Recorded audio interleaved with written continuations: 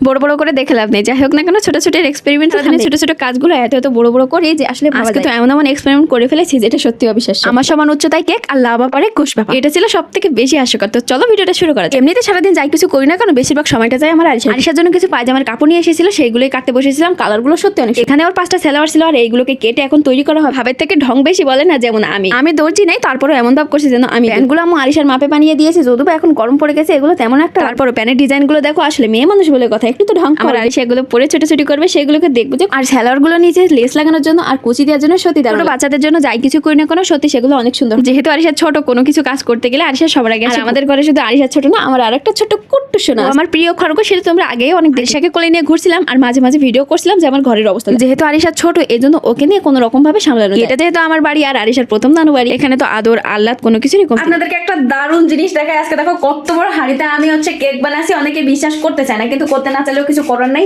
এই যে দেখো, এই হচ্ছে হাঁড়ি, আর ওই যে জাল দেখো এখনো জ্বলতেছে, আর এই হাঁড়িতে কেক বানানো হচ্ছে। তো এরপরে কেক কেমন আসে। এর আগের ভিডিওতে কমেন্ট এসেছিল এত বড় হাঁড়িতে বিস্কুটের কেক কিভাবে বানাবো। দেখো এটা একদমই সহজ, আর আমি কিভাবে বানিয়েছি সেটা তো দেখতেই পাচ্ছি। কেকে কিন্তু 3 প্যাকেট বিস্কুট আমি খুলে নিয়েছি আর এগুলোকে ভালোভাবে ব্লেন্ড করে নিই। ব্লেন্ডারের কোটার ভিতরে দেওয়ার পরে এত ব্লেন্ডই হচ্ছিল না, পরে আমি চামচ দিয়ে এগুলোকে ভেঙে ব্লেন্ড। তারপর কিন্তু এগুলোকে আমি নামিয়ে নিই, আর নামানোর পরে এগুলো একদম দেখে ঝুরঝুরে হয়ে গেছে। যেহেতু বিস্কুট দিয়ে বানাচ্ছি এই কারণে তেমন উপকরণ লাগবে না, তবে ডিম তো অবশ্যই লাগবে, যা দিলে একটু স্বাদ হবে। এখন তো সবাই জানে যে ডিমের কুসুমগুলো আলাদা করে সাদা অংশটাকে ফেটে এভাবে ফ্যানের মতন করে নিতে হয়। তো আমিও সেভাবে ফ্যানের মতো করে নিয়েছি। আর চিনি ছিল, সেই চিনিগুলোকে ব্লেন্ড করে তার ভিতরে দিয়ে দিয়েছি। তারপর ডিমের কুসুম ছিল, সেই কুসুমগুলো আর তেল দিলে একটু বেশি স্বাদ হবে, আর তেল দেওয়ার পর কিন্তু কুসুমটা বসে যায়। আর কি ধীরে ধীরে বিস্কুটের গুঁড়োগুলোকে ছেঁকে নিয়েছি, যাতে দানা দানার একটু না থাকে আর গালে যেন না বাঁধে। ছাঁকনি দিয়ে ছাকার পর যত দানা দানা ছিল সেগুলোকে ফেলে দিয়েছি, আর খুব আলতো হাতে এটা মসৃণ ভাবে আমি মাখিয়ে নিয়েছি। আমি কিন্তু বেকিং পাউডার দিয়েছিলাম, সেটা স্কিপ হয়ে গেছে। তারপর আর কি মোল্ডে ভালোভাবে তেল মাখিয়ে একটু উপর থেকে আমি এটাকে ঢেলে দিয়েছি, যাতে এর ভিতরে ফাঁকা ফাঁকা না থাকে। কেকের তো সম্পূর্ণ রেডি। এবার চলো দেখা যাক আমার ভাইরাল হাঁড়ি। যেহেতু আমার ওভেন নেই এবং যাদের ঘরে ওভেন নেই তারা কিন্তু এভাবে ট্রাই করতে পারো। আর আমি দেখো প্রেসার কুকারের মুখের বাসিটা খুলে নিয়েছি, আর এবার দেবো এটা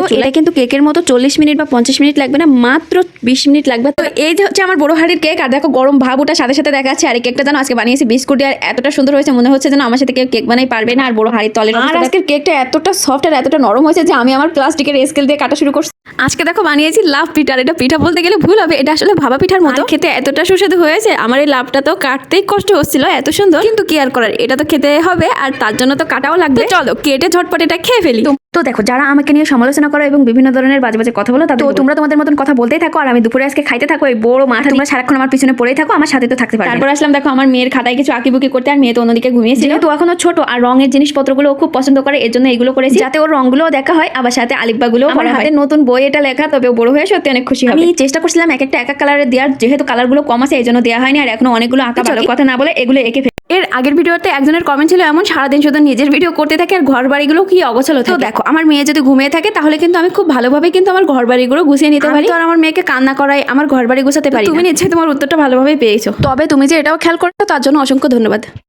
আমরা দুই অবলা প্রাণী সবসময় ফ্যালফ্যাল করে তাকিয়ে থাকি আর সারাদিন খাওয়ার ধান্দায় থাকি। খাইতে যেয়ে দেখি সস নাই, আর সস ছাড়া খাওয়া যায়, কিন্তু খাইলাম আর সবসময় সারাদিন সবার পিছনে লেগেই থাকি। আজকে ঘরে সবাই কে কি করলো কে কি না করলো সেটাই ভিডিও করা, আর সেটাই ছাড়া। যাওয়ার আগে কিন্তু অনেক কাজ করা লাগবে, আর এই কাজগুলোর মধ্যে একমাত্র বড় কাজ হচ্ছে আমার সবার